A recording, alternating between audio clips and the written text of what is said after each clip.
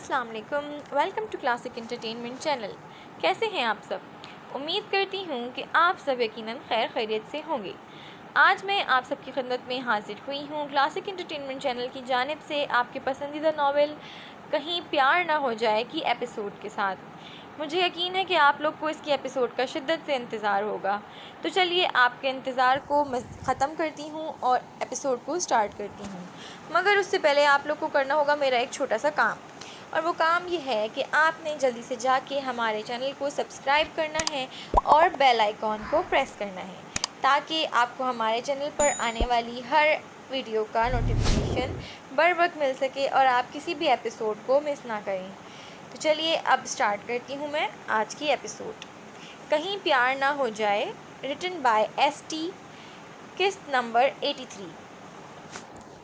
सारा, जो अभी तक उससे कतराती फिर रही थी, लेकिन उसे नहीं मालूम था कि आज रात वो उसकी बेकरारियों और शिद्दतों से ख़ुद को नहीं बचा पाएगी। मामूल के मुताबिक रात को फिर से लाइट चली गई थी और आज तो उसका मोबाइल भी उसके पास नहीं था।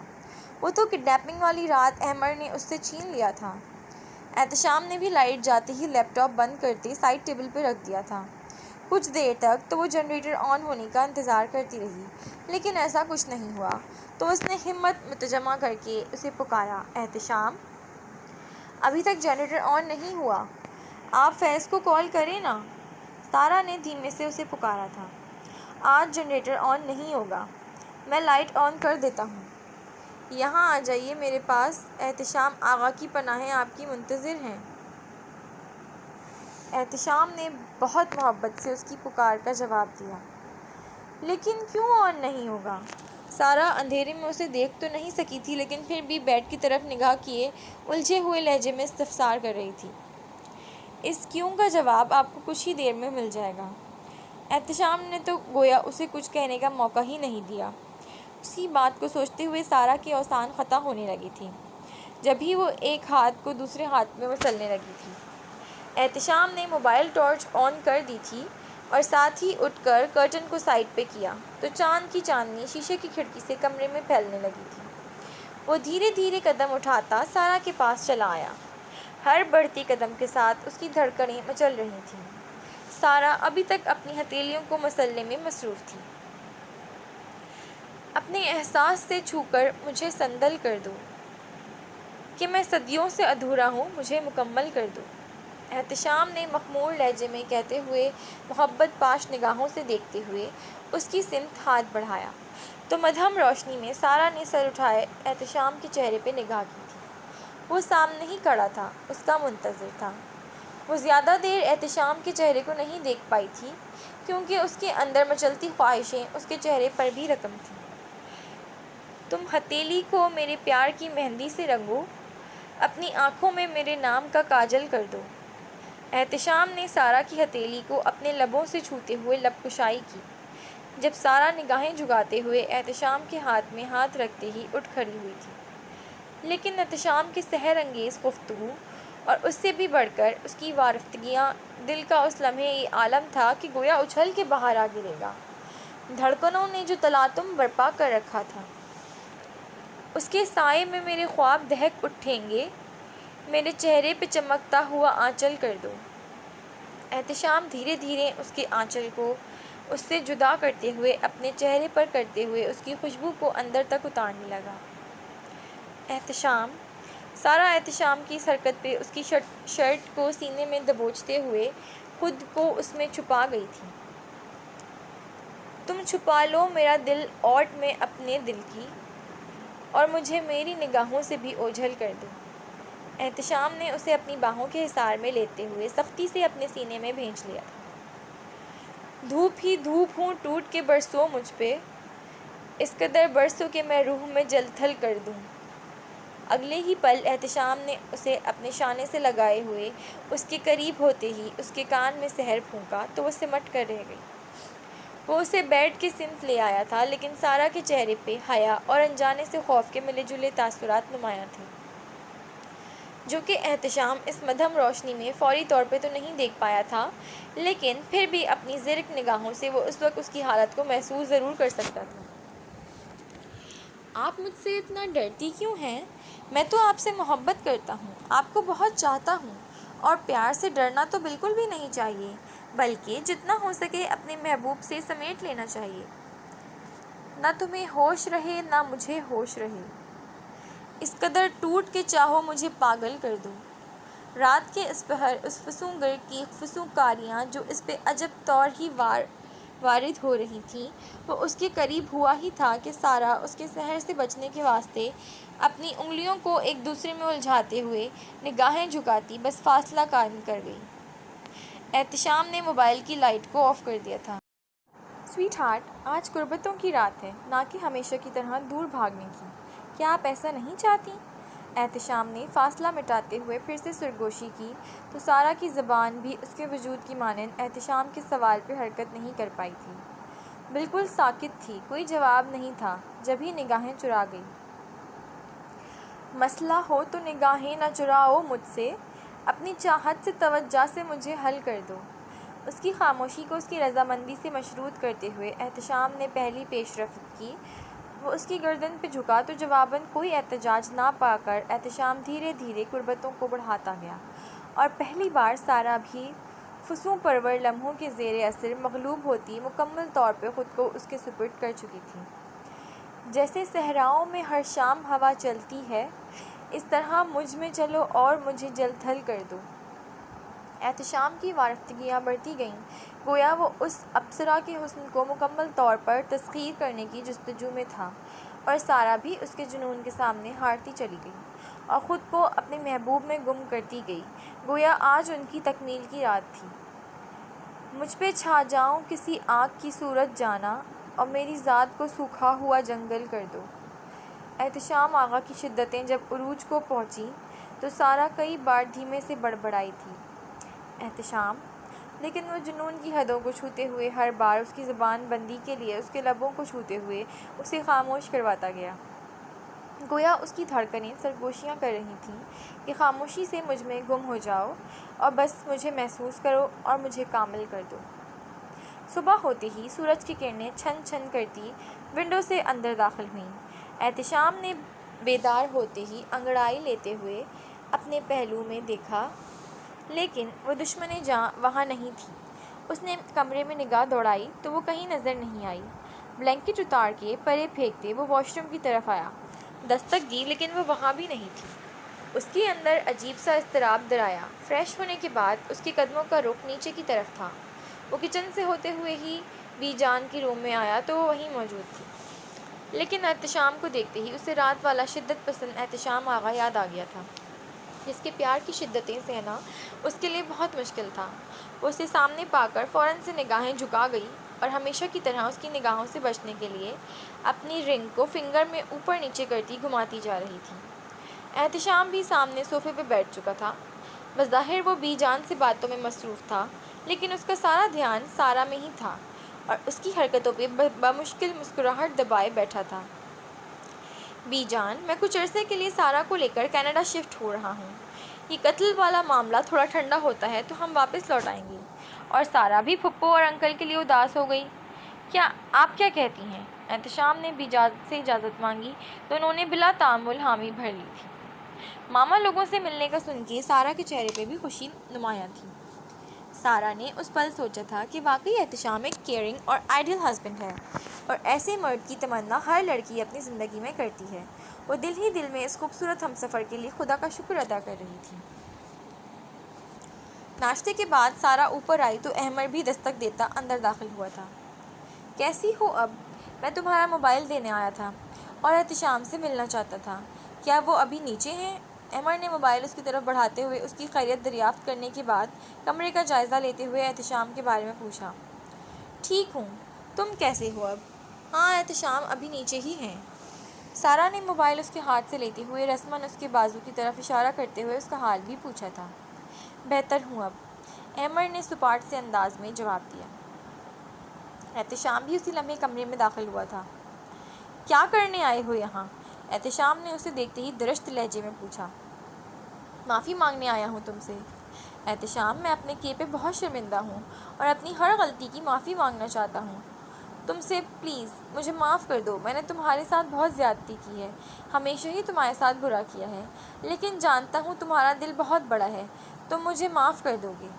ایمر نے احتشام کو دیکھتے ہی اس سے معافی مانگ ڈالی کہ وہ وہاں اس کے آنے کا غلط مطلب ہی نہ لے بیٹھے۔ اب جب کہ وہ بدل چکا تھا، لیکن دوسروں کی نظروں میں اعتماد بحال کرنے میں تو وقت لگتا ہے نا۔ جو کچھ تم نے کیا ہے، تمہیں لگتا ہے کہ اس کی معافی تمہیں مل جائے گی؟ بے شک میرا دل بہت بڑا ہوگا، لیکن عزت کے معاملے میں کوئی مرد سمجھوتا نہیں کرتا، کسی کا دل اتنا بڑا نہیں ہوتا۔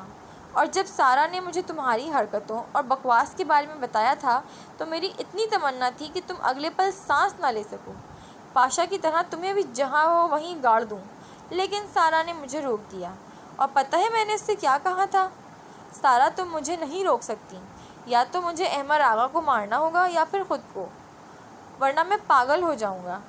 لیکن اس کا ملتجی لہجہ اور سفارش کرنا، بس اس کی خاطر میں نے سرنڈر کر دیا، لیکن ابھی بھی میں اس اذیت میں جی رہا ہوں کہ تمہیں کچھ نہیں کہہ سکتا۔ میں تمہیں معاف نہیں کر پاؤں گا، اس لیے اب میرے سامنے مت آیا کرو۔ لمحے بھر کو دونوں طرف خاموشی چھا گئی، جسے احتشام نے ہی توڑنے میں پہل کی، اور اب وہ اپنی شدت کی انگلی احمد آغا کے سینے پہ ٹھوکتے ہوئے اس سے گفتگو کر رہا تھا۔ اگر تمہیں دشمنی تھی تو مجھ سے تھی، مرد بنتے اور مردوں کی طرح منصفانہ کھیل کھیلتے، احتشام آغا کے سینے میں گولیاں اتارتے، میں پھر بھی تمہیں معاف کر دیتا، لیکن جو کچھ تم نے کیا ہے اس کی کوئی معافی نہیں ہے۔ تم نے سارا کو تکلیف پہنچائی ہے، میری عزت سرے بازار اچھالنی چاہیے، پھر خود ہی بتاؤ کیسے برداشت کر جاؤں۔ چلے جاؤ احمد یہاں سے پلیز۔ احتشام وہ سب یاد کرتے ہوئے پھر اسی اذیت سے دوچار ہوا تھا۔ جانتا ہوں میں غلط تھا، لیکن مجھے مارو، ڈانٹ لو، بے شک جان سے مار ڈالو، لیکن یوں رخ مت موڑو، کیونکہ پہلی بار تمہیں اپنے بڑے بھائی کے روپ میں دیکھ رہا ہوں۔ مجھے دھتکارو مت، جو بھی سزا دو گے مجھے قبول ہوگی، بے شک جان سے ہی مار دو، لیکن یوں نہ کرو یار۔ احمد نے احساس شرمندگی سے مغلوب ہوتے سر جھکائے ملتجی لہجے میں کہا، میں اپنی ہر بات کے لیے تمہیں معاف کر چکا ہوں، تم نے میرے ساتھ جو کیا سو کیا، میں وہ سب نہ صرف بھلا چکا ہوں بلکہ اس کے لیے تمہیں معاف بھی کر چکا ہوں، لیکن تم نے آخر میں جو حرکت کی ہے نا، وہ ناقابل معافی ہے، سو پلیز یہاں سے چلے جاؤ اس سے پہلے کہ میں کچھ کر گزروں۔ احتشام نے مٹھیاں بھیجتے تند لہجے میں کہا۔ سارا نے بھی احمد کو فی الوقت وہاں سے چلے جانے کو کہا تھا، تو وہ مایوس سا واپس اپنے کمرے میں لوٹ آیا تھا اور بیڈ پہ گرتے اپنے ہاتھوں میں منہ چھپائے رونے لگا تھا کہ اس نے یہ کیا کر دیا۔ بازو پہ ابھی تک پٹی بندھی تھی، لیکن اس وقت اسے اس تکلیف سے یہ تکلیف زیادہ تھی۔ احتشام کے نمبر پہ امجد صاحب کی کال آئی تھی، جو اسے خوشخبری سنا رہے تھے کہ دبئی والا معاملہ حل ہو گیا ہے۔ وہ اور سہیل بھی آج شام کی فلائٹ سے پاکستان آ رہے ہیں۔ آج سنڈے تھا، اس لیے وہ بھی گھر پہ ہی تھا، لیکن احمد کی آمد نے صبح اس کا موڈ خراب کر دیا تھا۔ وہ پھر سے سگریٹ سلگائے صوفے پہ بیٹھ چکا تھا اور اپنے سامنے لیپ ٹاپ کھولے خود کو کام کرنے میں مصروف کر گیا تھا۔ سارا، جو اپنا موبائل چارجنگ پر لگا کر ہٹی ہی تھی، اس نے آگے بڑھ کر احتشام کے ہونٹوں میں دبائے گئے سگریٹ کو کھینچتے ہوئے ایش ٹرے میں مسل دیا۔ وہ جو کسی کو میل کرنے میں مصروف تھا، سارا کی اس حرکت پہ چونک کر اسے دیکھا۔ آئندہ آپ کبھی سگریٹ نہیں پئیں گے، سارا نے اس کو دیکھتے ہوئے ہی کمر پہ دونوں ہاتھ رکھتے دو ٹوک انداز میں کہا۔ یہ حکم تھا، صلاح تھی، یا مجھ سے پوچھ رہی ہیں؟ احتشام نے اس کے جنگلی بلی کی طرح حملہ آور ہونے پہ تیکھی نگاہوں سے دیکھتے ہوئے سوال داغا۔ جو مرضی سمجھیں، بس آئندہ کے بعد آپ سگریٹ کو ہاتھ تک نہیں لگائیں گے۔ آخر کیا ملتا ہے آپ کو اس سے؟ سارا کا انداز ابھی بھی وہی تھا، وہ اسی ٹون میں بات کر رہی تھی۔ احتشام نے اسے کلائی سے کھینچتے اپنے پاس بٹھا لیا تھا۔ چھوڑیں مجھے، کیا کر رہے ہیں؟ اس کے پہلو میں گرتی اس اچانک افتاد پہ وہ بڑبڑاتے ہوئے اسے دیکھ کر رہ گئی۔ آپ کو یاد ہو تو سگریٹ کو ممنوع قرار دیا ہے آپ نے، رائٹ؟ آپ کو تو ہاتھ لگانے کی پابندی ابھی شاید کل ہی تو ختم ہوئی ہے، اب تو ساری زندگی کے لیے نہیں لگ سکتی، کیونکہ میں نے پہلے ہی آپ کو بتا دیا تھا جب اس نشے میں پڑ گیا تو پیچھے نہیں ہٹ پاؤں گا، اور جب کبھی ورڈ کا موڈ خراب ہوتا ہے تو اسے کسی نشے کی ضرورت تو ہوتی ہے نا، جو اس کا مائنڈ ڈائیورٹ کر سکے، اس لیے سگریٹ جلایا تھا، مگر آپ نے اس سستے نشے سے جان چھڑانے کو کہا۔ تو یہ بھی ٹھیک ہے، کیونکہ اب دوسرا نشہ ہے جس کا اس جہاں میں کوئی مول نہیں۔ یقیناً آپ چاہتی ہیں کہ آپ کے ہوتے ہوئے میں ان سستے نشوں میں کیوں پڑوں؟ بالکل ٹھیک ہے، ایک اچھی وائف کو اپنے ہسبینڈ کے بارے میں اتنا تو سوچنا چاہیے۔ احتشام کا لہجہ اسے قریب پا کر لمحے بھر میں ہی مخمور ہوتا چلا گیا۔ کیا مطلب ہے آپ کا؟ سارا نے اس کی محبت پاش نگاہوں میں جھانکتے ہوئے ناسمجھی سے اسے دیکھتے ہوئے دریافت کیا۔ اس کا جواب پریکٹیکلی دوں؟ پریکٹیکل کے ذریعے سمجھاؤں یا پہلے تھیوری کے ذریعے سمجھیں گی؟ ویسے پریکٹیکلی ہو تو آپ کو ازبر ہو جائے گا، ہر بار بچوں کی طرح یہ معصومانہ سوال نہیں کرنے پڑیں گے۔ احتشام نے پرشوق نگاہوں سے دیکھتے ہوئے اس کی لٹ سنوارتے ہوئے کہا، ٹھڑکی آدمی، آپ دبئی ہی گئے تھے یا کسی اور دیس جو اس قدر بے باک گفتگو کرنے لگے؟ لگتا ہے شرم وہیں کہیں گروی رکھوا کر آئے ہیں۔ سارا نے اس کی بے باکیوں پہ سرخ پڑتے چہرے کو چھپانے کے واسطے چہرے پہ مصنوعی خفگی سے جاتے ہوئے کہا۔ احتشام نے بھی اس کے لبوں سے اپنے لیے مخصوص لقب سننے کے بعد اس کے قول کو سچ کرنے میں پل بھی نہیں لگایا تھا۔ اس کے چہرے کو دونوں ہاتھوں کے پیالے میں لیے تمام دوریوں کو پل میں ہی مٹا گیا۔ اس کی جسارت پہ سارا کے چہرے پہ چھائی حیا کی سرخی اور دھڑکنوں میں تلاطم برپا ہوا تھا۔ اب میں خود پہ قابو نہیں رکھ پاؤں گا، کیونکہ یہ نشہ بہت خطرناک ہے مسز احتشام، دنیا کے ہر نشے پہ حاوی اور مدہوش کر دینے والا۔ اب آپ کو احتشام آغا کی پناہوں سے کوئی نہیں بچا پائے گا، آپ کو ان شدتوں کو ہر بار یوں ہی محبت سے سہنا ہوگا۔ احتشام نے اس کی پیشانی پہ پیشانی ٹکاتے ہوئے ان فسوں پرور لمحوں کے زیر اثر مخمور لہجے میں کہا تو جواباً وہ حیا کی چادر اوڑھے خود میں سمٹتی چلی گئی۔ اسے کیا خبر تھی سگریٹ چھڑوانے کے بعد اسے ان سنگین نتائج کو بھگتنا پڑے گا۔ زندگی ہنسی تر ہوتی جا رہی تھی، دن بڑی تیزی سے گزرتے جا رہے تھے۔ خرم بھی مکمل طور پہ صحت یاب ہو چکا تھا۔ اب آپ تمام فکروں سے آزاد ہو جائیں، کیونکہ آپ جتنی کیئر، محبت اور عزت کی مستحق ہیں، اب خرم باجوہ اس سے زیادہ آپ پہ یہ سب کچھ نچھاور کرے گا۔ بہت خوش ہو کہ اس امتحان میں نہ تو آپ نے مجھے اکیلے چھوڑا، نہ ہی ہمت ہار کر خود کو کوئی نقصان پہنچانے کی حماقت کی، بلکہ صبر اور ہمت سے ڈٹ کر حالات کا مقابلہ کیا، اور انعام کے طور پہ اللہ پاک نے آپ کی محبت کو واپس آپ کی جھولی میں ڈال دیا۔ خرم نے عائشہ کی پیشانی پہ بوسہ دیتے ہوئے کہا۔ وہ جب سے گھر لوٹا تھا جتنی خدمتیں اس کی عائشہ نے کی تھیں، اب وہ جی جان سے زیادہ اس کا خیال رکھنے لگا تھا، اور کچھ ہی دنوں میں وہ بھلی چنگی ہو گئی تھی۔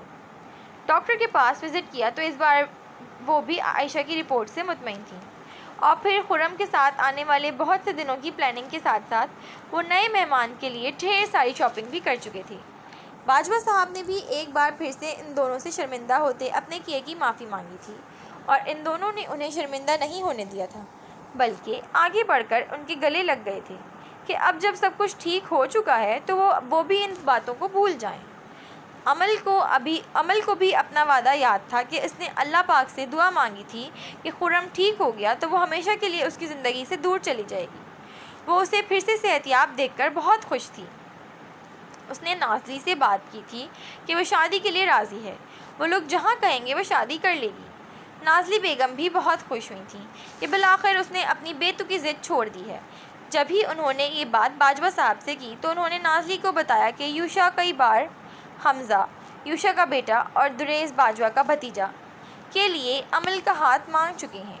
یہ تو بہت اچھی بات ہے دریس صاحب کہ عمل کو ہم نے ہمیشہ خرم کی طرح اپنی ہی اولاد سمجھا ہے، اور میں اس کے معاملے میں خاصی فکر مند تھی، لیکن خدا کا شکر ہے وہ خود ہی اپنی ضد سے پیچھے ہٹ گئی ہے اور شادی کے لیے بھی راضی ہو گئی ہے، اور سب سے بڑی بات کہ یوشا بھائی کے گھر جائے گی تو ہم بھی فکروں سے آزاد ہو جائیں گے، اور حمزہ بھی کافی سلجھا ہوا بچہ ہے، ہماری عمل کو خوش رکھے گا۔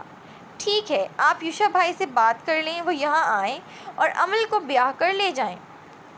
بات کے دوران نازلی بیگم کے چہرے سے ان کی خوشی اور اطمینان واضح طور پہ جھلک رہا تھا، اور یہ اطمینان اور خوشی بہت جلد مستقل ہونے والی تھی، کیونکہ دریس صاحب کی بات حقیقت کا روپ دھارنے والی تھی۔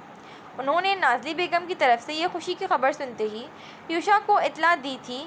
انہوں نے 1 مہینے کا وقت مانگا تھا کہ وہ بہت جلد پاکستان آئیں گے اور عمل کو ہمیشہ ہمیشہ کے لیے اپنی بیٹی بنا کر لے جائیں گے۔ اب دونوں بچوں کی طرف سے ان دونوں کے دل میں سکون تھا، اور دعا گو تھے کہ ان کے دونوں بچے سدا خوش رہیں اور ہر تکلیف سے محفوظ رہیں۔ سرمد صاحب نے احتشام کو کینیڈا جانے سے روک لیا تھا۔ وجہ احمر کی شادی تھی، جس میں اب احتشام کو کوئی خاص دلچسپی نہیں تھی، لیکن وہ پاپا کی بات کو نہیں ٹال سکا تھا۔ احمر نے ہاسپٹل میں ہی جہانگیر اور طاہرہ سے سامیہ کا ذکر کیا تھا، اور وہ بھی خوش تھے کہ چلو بیٹے نے کسی کو پسند کیا ہے تو یقیناً شادی کے بعد اسے ذمہ داریوں کا احساس بھی ہو جائے گا۔ اور پھر احمر نے ان کے سامنے بھی تمام باتیں کہنے کے بعد ان سے معافی مانگی تھی اور یقین دہانی کروائی تھی کہ وہ آئندہ ایسی کوئی حرکت نہیں کرے گا، بس ایک بار پھر سے وہ اپنے بیٹے پہ بھروسہ کر کے دیکھیں۔ اور ایسا ہی ہوا تھا۔ وہ ماں باپ تھے، پھر کیسے اپنے جگر کے ٹکڑے کو دھتکارتے۔ انہوں نے اسے معاف کر دیا تھا، لیکن اس شرط کے ساتھ کہ وہ کبھی ماضی کی غلطیوں کو نہیں دہرائے گا۔ جہانگیر صاحب نے محبت بھرے انداز میں اس کی سرزش کی کہ اس نے بہت کچھ غلط کیا ہے، سوا اس سے سب سے معافی چاہیے، خاص کر احتشام اور سارہ سے۔ اس نے یقین دہانی کروائی تھی کہ وہ نہ صرف ان سے معافی مانگے گا بلکہ اب کبھی بھی ان کی غلطیوں کو نہیں دہرائے گا۔ اس نے جہانگیر صاحب سے بات کی تھی کہ سامیہ اسی ہاسپٹل میں ڈاکٹر ہے، لیکن وہ 2 دن کی چھٹی پہ ہیں، تو یہاں اسٹاف سے یا ان کے کسی کولیگ سے ان کا ایڈریس لے لیں، گاڑی ڈرائیور کے ذریعے ان کے گھر بھیج دیجیے۔ احتشام نے اس کی گاڑی کی چابی جو طلال نے اسے دی تھی جہانگیر صاحب کو دے دی تھی، اور طلال کی وجہ سے سامیہ کا ایڈریس لینے میں انہیں کوئی دقت پیش نہیں آئی تھی، اس لیے اس کی گاڑی بھجوا دی گئی تھی۔ جبکہ دوسری طرف سامیہ یہ دیکھ کر مایوس ہوئی تھی کیونکہ گاڑی لوٹانے احمر خود نہیں آیا تھا بلکہ ڈرائیور آیا تھا۔ وہ احمر کے بارے میں پوچھنا چاہتی تھی، لیکن پھر خود کو خاموشی کروا گئی کہ ہو سکتا ہے یہاں سے جانے کے بعد احمر کا ارادہ بدل گیا ہو۔ مجھے اتنا جلدی کسی پہ یقین نہیں کرنا چاہیے تھا۔ گو کہ وہ خود ایک سائیکائٹرسٹ تھی، لوگوں کو پڑھنا جانتی تھی، لیکن اس کے ماضی کی کمزوریوں نے اسے اس نہج پہ پہنچا دیا تھا کہ وہ اس شخص کی آنکھوں میں سچائی کو دیکھنے کے بعد بھی اسے بھی دوسرے لوگوں کی طرح غلط گمان کر بیٹھی تھی۔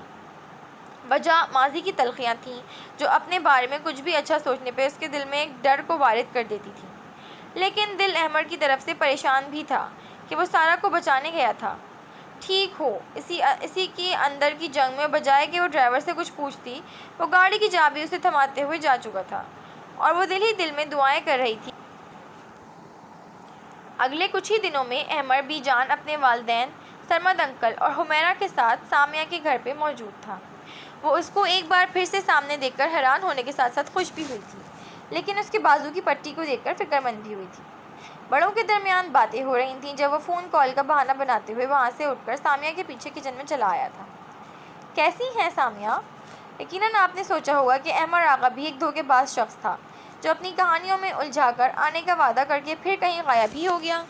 احمر کچن میں قدم رکھتے ہی سامنے کھڑی سامیہ سے مخاطب ہوا تو عقب سے آتی مردانہ آواز سے بے ساختہ ہی ڈرتے ہوئے اس کے ہاتھ سے چائے کا کپ چھوٹ کے نیچے جا گرا تھا جو وہ واش کر کے سائڈ پہ رکھنے والی تھی، لیکن اس کی آواز سے بے ساختہ ہی ڈرتے ہوئے کپ ہاتھ سے چھوٹ کے گرا اور کرچی کرچی ہو گیا۔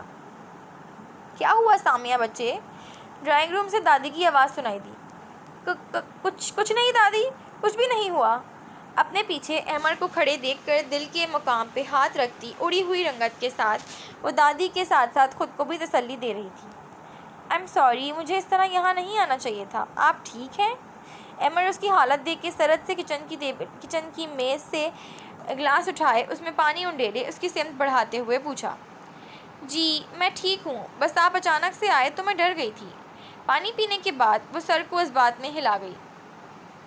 ویسے یہ ہمیشہ لڑکیاں ہی کسی کی غیر متوقع آمد پہ کیوں ڈر جاتی ہیں؟ ہم لڑکے کیوں نہیں ڈرتے؟ بلکہ اگر انہیں اپنے عقب سے کوئی نسوانی آواز سنائی دے تو خوشی سے ان کی تو بانچیں ہی کھل جائیں۔ اس کے برعکس اکثر لڑکیاں کسی مردانہ آواز پہ ہی سمٹ کر سہم کر رہ جاتی ہیں۔ احمر نے سینے پہ بازو باندھتے ہوئے اس سے سوال کیا تھا۔ کیونکہ لڑکے مضبوط اعصاب کے مالک ہوتے ہیں، فوری طور پہ کبھی بھی کوئی رد عمل ظاہر نہیں کرتے، لیکن لڑکیاں بڑے ہی الگ مزاج کی حامل ہوتی ہیں۔ اپنے آپ میں وہ صنف نازک بھی ہوتی ہیں تو کبھی صنف آہن بھی بن جاتی ہیں۔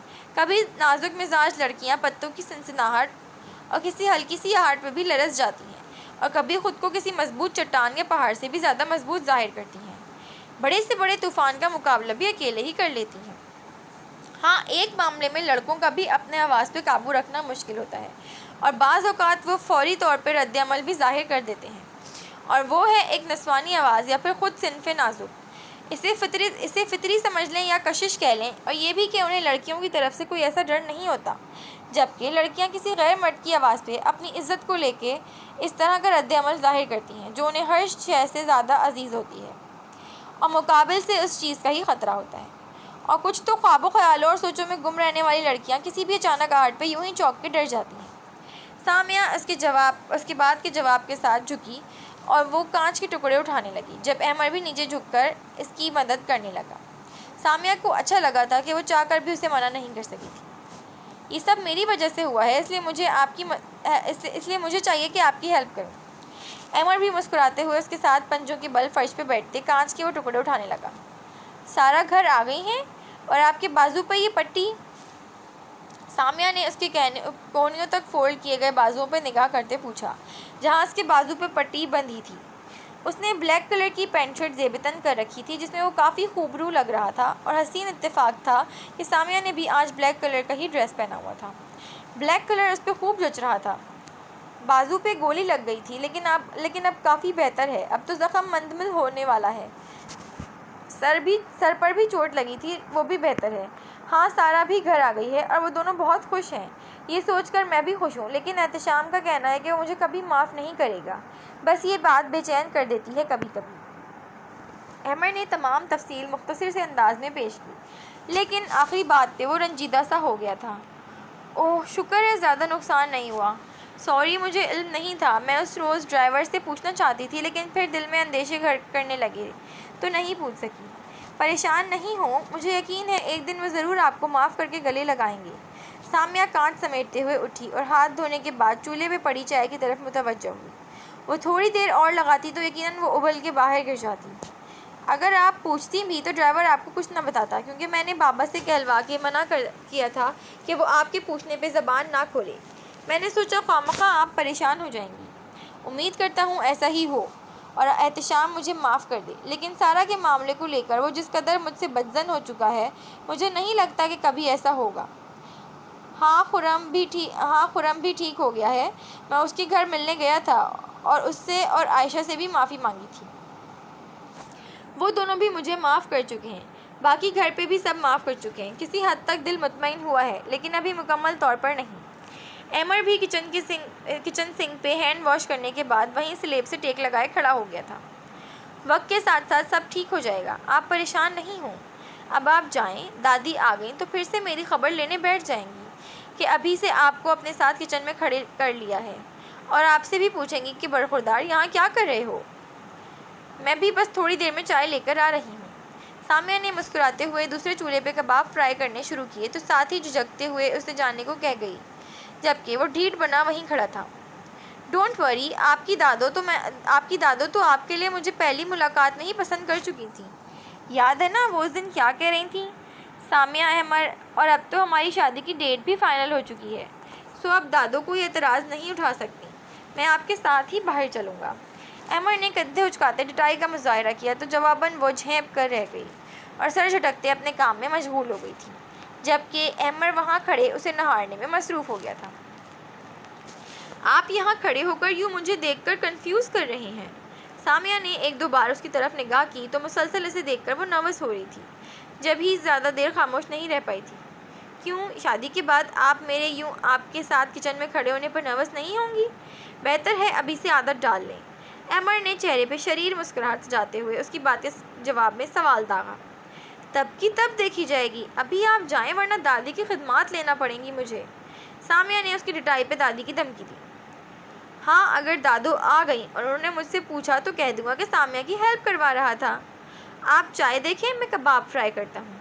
احمد نے مسکراتے ہوئے پیشکش کی، اور جیسے ہی اس نے ہاتھ آگے بڑھایا تب سامیہ کباب کی سائڈ چینج کر رہی تھی، جب چڑ چڑ کی آواز کے ساتھ آئل کا چھینٹا اس کے ہاتھ پہ آ گرا۔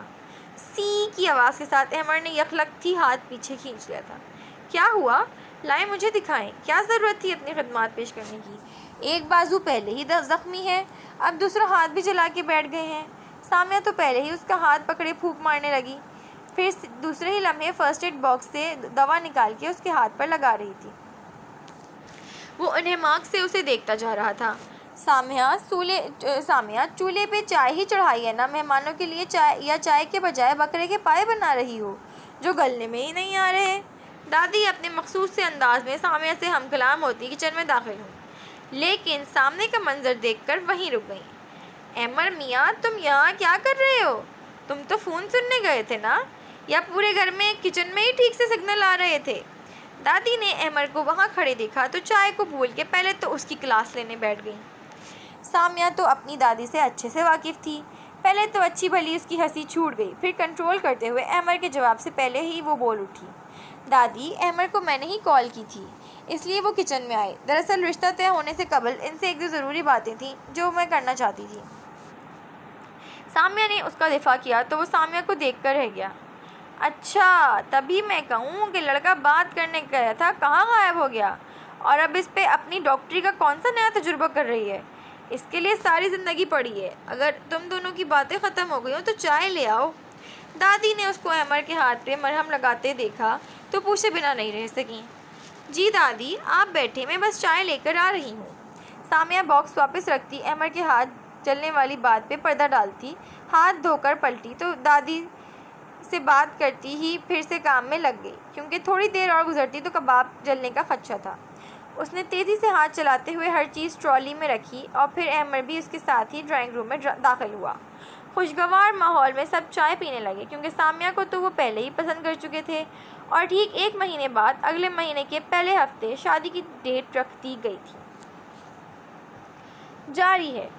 جی تو ریڈرز، کیسی لگی آپ کو آج کی ایپیسوڈ؟ اپنی رائے کا کامنٹ سیکشن میں اظہار کرنا مت بھولیے گا۔ امید کرتی ہوں کہ آپ کو ایپیسوڈ پسند آئی ہوگی اور آپ نے یقیناً ایپیسوڈ انجوائے کی ہوگی۔ ہم انشاءاللہ جلد ہی آپ کے لیے نیکسٹ ایپیسوڈ لے کر حاضر ہوں گے۔ تب تک کے لیے اپنا خیال رکھیے اور مجھے اجازت دیجیے۔ اللہ حافظ۔